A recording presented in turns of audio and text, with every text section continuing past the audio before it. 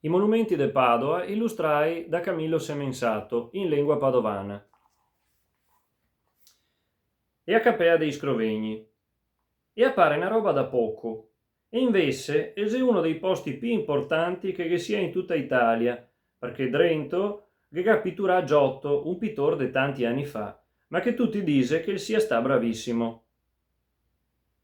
Cose va a Drento, i colori sono ancora così bei, salvo qualche maccia di umido, che gli pare appena fatti, e invece a Capea si sta inaugurando nel 1305. Fevi altri i conti di quanto tempo che ha.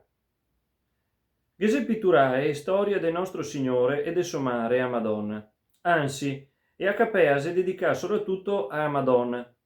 E si scumissi a vedere in alto quando Gioacchino, suo pare, e ora manda via dal tempio perché non aveva fioi, tempi duri di una volta.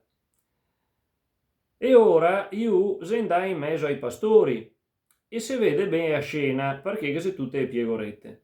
Poi il ga sacrificà e dopo se venne un angelo finché il dormiva a dargli una notizia. Dopo sta informazione il se ga incontrà con Anna e il se ga basà. Anna era sua moglie. A sto punto gli affreschi continua da che altra parte, con tutta una storia della nascita di Maria, di tutti quelli che andava a Drio, de una rama che fiorisse. Così Maria si maridà con San Giuseppe e si sta tutti contenti.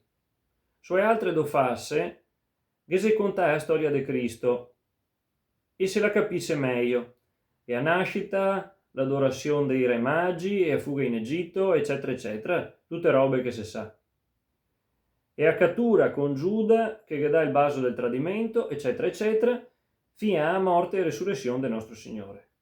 In mezzo, da parte che se viene Drento, che è il giudizio universale, quei beati tutti bei, in fia, ben vestiti, pieni de sesto, e i danai invece maltrattati dai demoni, che ne fa di tutti i colori, con delle tanaie che solo a pensarghe viene il gulto.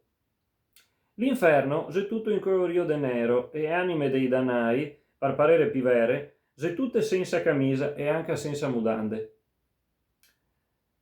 Ma veniamo all'insieme. Certamente Giotto è sta bravo, perché pare che prima di lui non si avesse mica pitturar bene. Invece lui si accavava molto meglio. Però gli dice che questo importa poco e che a sobesa sia nei sentimenti, né o spirito delle figure, né a forza, nel significato che il pittore che gassa vuol dare. Bisogna intendersi. E ha certamente ragione quelli che ne parla così bene, perché una certa impressione gli affreschi gli fa a tutti quanti, anche perché è così semplici che fa venire in mente i disegni dei putei. Ma bisogna stare attenti, perché robe che par fassi e può essere molto difficili. Basta provarsi e se lo capisce subito. In mezzo al giudizio universale, in basso, si vede anche Enrico Scrovegni e il paron che gli ha fatto fare a Capea. Pitturà mentre il sedrio dedicarla a Madonna. Enrico Scrovegni già era un furbone, perché so pare che aveva fatto i skate prestando i coi interessi ancora più alti di quelli delle nostre banche, che sei il colmo. E lui a far desmentergar sti trascorsi e anche a comprarsi qualche benemeranza per dopo morto. Sull'altare di Acapea gese 3 statue, 2 angeli e una Madonna col bambino Gesù, de marmo. Vale appena di guardarli bene, anche a quei, perché isè de Giovanni Pisano, un artista che era famoso come Giotto, e il meglio scultore de quei anni. Come si vede, Enrico Scrovegni sarà anche stato un caia, ma in fatto de arte il se ne intendeva, e anche ai skei il li sapeva spendere bene, perché il saputo farsi una pubblicità che dura fianco, anche se, a dire il vero, non è che ancora la che serve più di tanto, comunque la può essere sempre una soddisfazione.